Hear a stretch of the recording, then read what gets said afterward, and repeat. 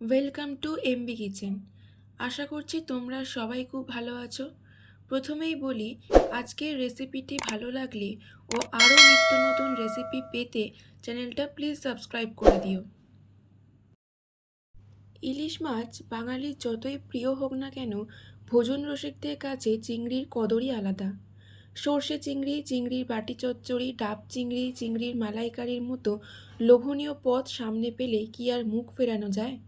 চিংড়ির নানা মুখরোচক পদের মধ্যে অন্যতম পটল চিংড়ি। আজ আমি তোমাদের দেখাবো পটল চিংড়ির সহজ রেসিপি। প্রথমে আলুর খোসা ছাড়িয়ে ডুমো ডুমো করে কেটে রাখতে হবে। তারপর পটলের খোসা অল্প অল্প করে ছাড়িয়ে নিয়ে কেটে রাখতে হবে।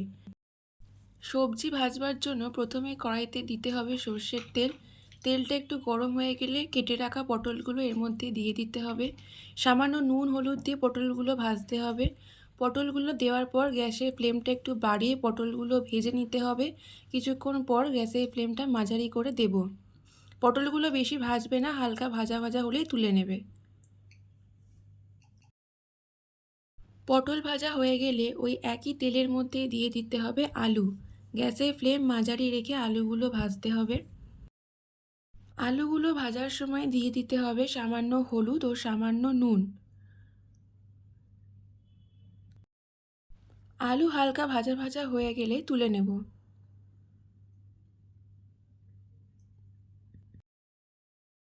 তারপর চিংড়ি মাছ ভালো করে ছাড়িয়ে নেব।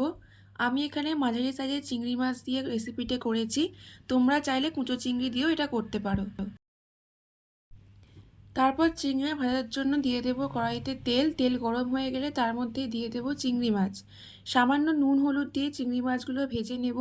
চিংড়ি মাছ বেশিক্ষণ ধরে ভাজবে না, তাহলে শক্ত হয়ে যায়, খেতে ভালো লাগে না। এরপর কড়াইতে তেল দিয়ে তার মধ্যে দিতে হবে 5 ফোড়ন, শুকনো লঙ্কা, পেঁয়াজ কুচি। পেঁয়াজটা হালকা ভাজা ভাজা হয়ে এলে তার মধ্যে দিয়ে দেব টমেটো কুচি। তার মধ্যে দিয়ে দেব সামান্য নুন। এরপর আবারও ভালো করে নাড়াচাড়া করতে হবে।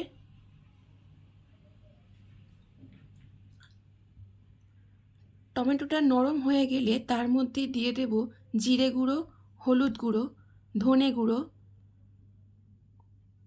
কাশ্মীরি রেড চিলি পাউডার, আদা রসুন কাঁচা লঙ্কা বাটা, সামান্য নুন। মশলাটা ভালো করে কষাতে হবে। মশলা যত কষাবে রান্নার স্বাদ তত ভালো হবে। সামান্য জল দিয়ে দিয়ে মশলাটা কষাবে, যাতে মশলাটা পুড়ে না যায়।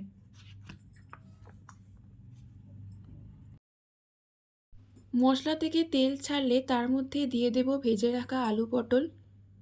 মশলার সাথে আলু পটলগুলো ভালো করে কষাতে হবে।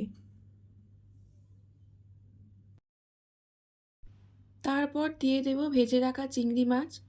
2 থেকে 3 মিনিট সব উপকরণ ভালো করে কষিয়ে তার মধ্যে দিয়ে দেব গরম জল। গরম জল দিলে তরকারির টেস্ট ভালো হয়। পরিমাণ মতো গরম জল দেবে, যাতে আলু পটলগুলো ভালো করে সেদ্ধ হয়ে যায়। আলু পটল সেদ্ধ হয়ে গ্রেভি ঘন হয়ে এলে সবশেষে গরম মশলা দিয়ে নাড়াচাড়া করে গরম গরম পরিবেশন করুন চিংড়ি পটল।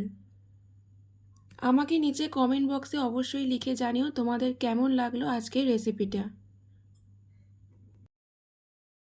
ভালো লাগলে চ্যানেলটা লাইক, শেয়ার, সাবস্ক্রাইব করতে ভুলবে না। আজকের মতো এই পর্যন্ত। আবার চলে আসবো অন্য কোনো রেসিপি নিয়ে। ততক্ষণ সবাই ভালো থাকবে, সুস্থ থাকবে আর আমার চ্যানেলের পাশে থাকবে।